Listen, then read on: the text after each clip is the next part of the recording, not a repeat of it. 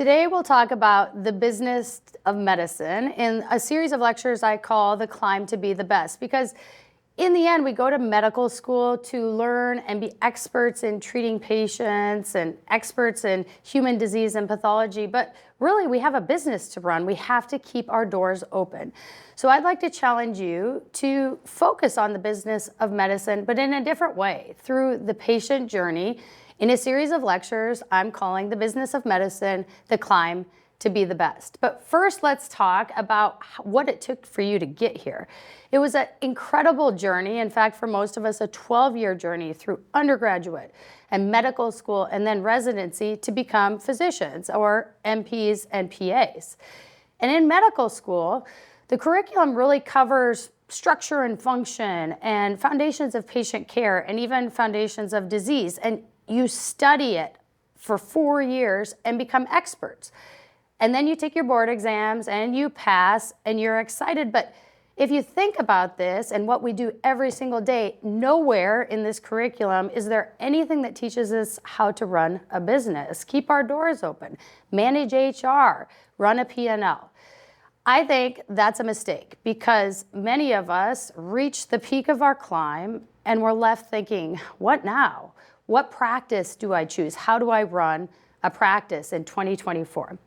I'm Dr. Betsy Warnley. I am a physician. I'm a board-certified dermatologist, but I also am a businesswoman. I happen to run the largest dermatology practice in the nation, and I hope to take many of my findings, not just from my clinic, but from the clinics coast to coast that I run, and give you some tips and tricks from people to processes and systems on how to be both a physician and a businesswoman and feel good about it.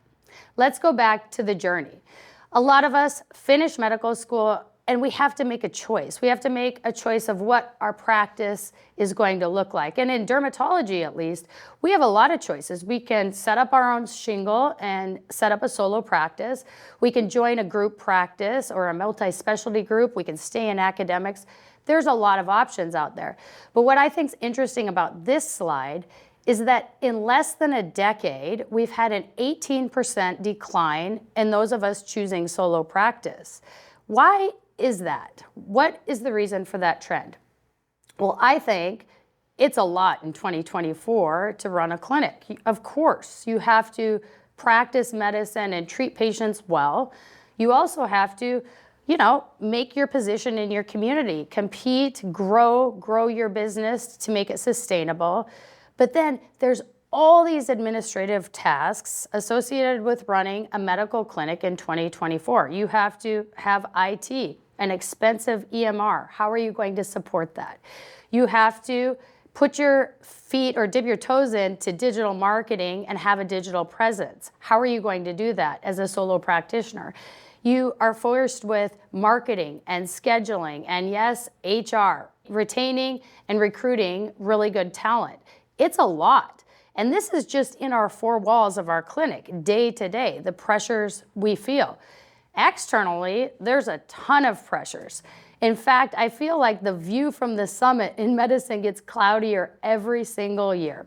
Medicine is changing because of Medicare. They're forcing us to have a really expensive EMR, to report on MIPS, and we have to spend more money to do so, but they're cutting our reimbursement every single year. That's changing. Our field is changing. Whether you're in dermatology, GI, cardiology, whatever your field, I suspect it's the same thing that's happening to us in dermatology. Medications are coming out. They're more expensive. They require increased staff costs for prior authorizations, and you have to spend more money to be technologically advanced in your clinic. Our fields are changing. Our patients are changing. They're becoming more savvy. Our patients expect to touch us, to reach us, to interact with us from a cell phone, the comfort of their living room at midnight. How are you going to deal with that in your practice today? And we know that the growth in patient demand is far outpacing what we as physicians, PAs, and NPs can provide. The patients are changing. And so in the end, we're changing too. We hear all sorts of words like burnout and work-life balance. We're feeling squeezed.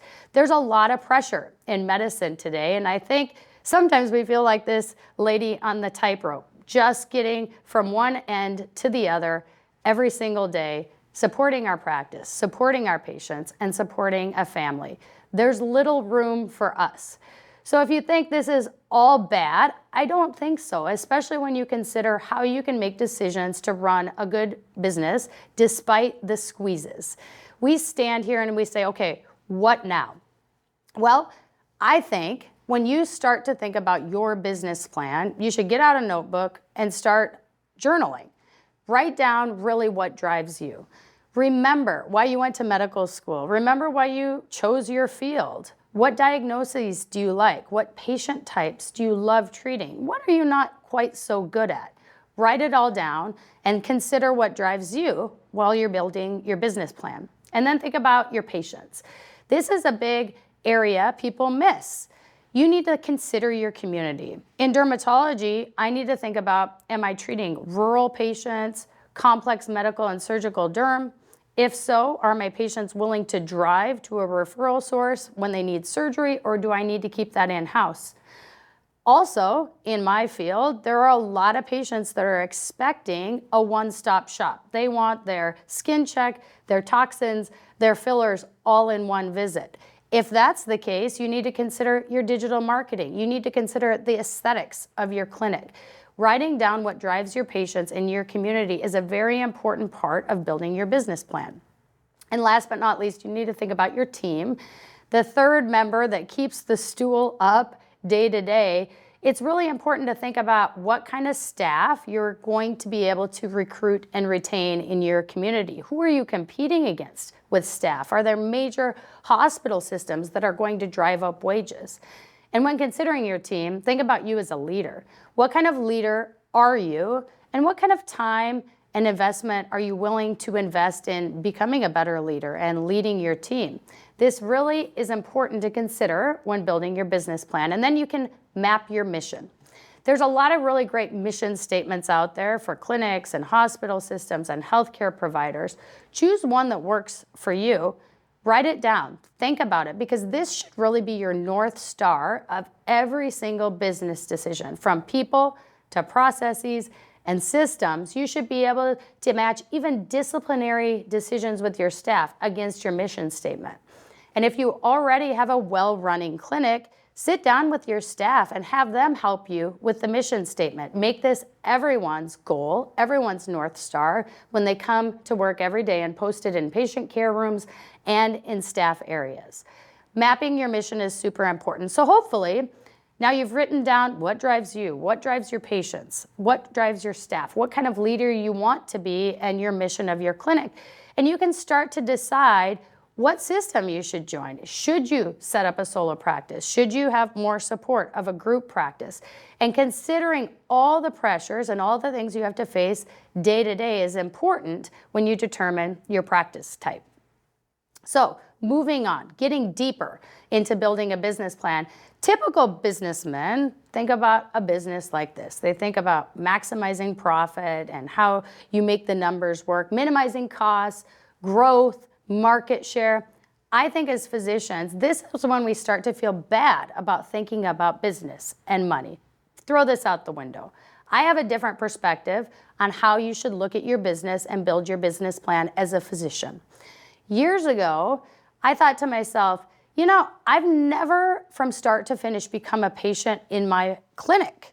So I started the process from start to finish, and I documented everything I had to go through, my entire experience, how my patients likely feel going through this experience, and I made the patient experience.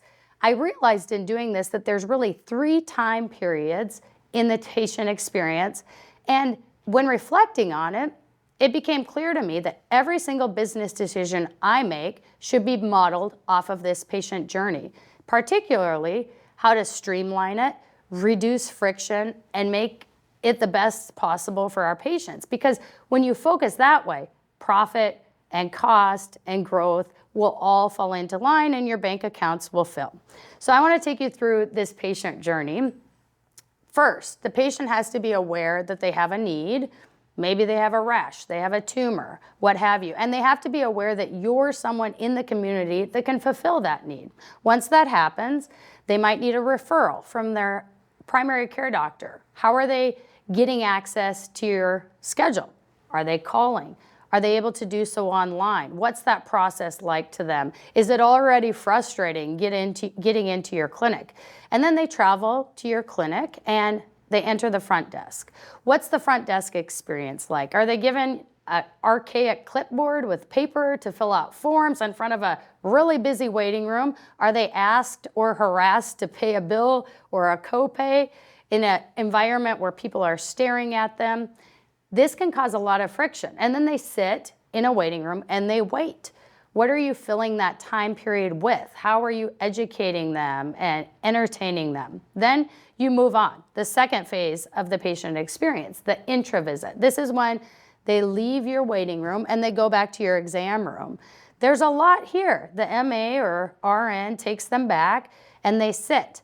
What's that process like? Are they repeating the same information they just filled out in the waiting room, further frustrating them? Then in my clinic, they're given a gown and they're asked to get naked and sit on a cold exam chair. How anxiety provoking is that? If the process hasn't been super streamlined up until now, the patient is really anxious by the time you come in. And I think that's the interesting point here. The point of control as a physician, PA, and NP is so small in this patient journey. You zoom in the room and in maybe dermatology, 5 to 10 minutes, you have an impossible task.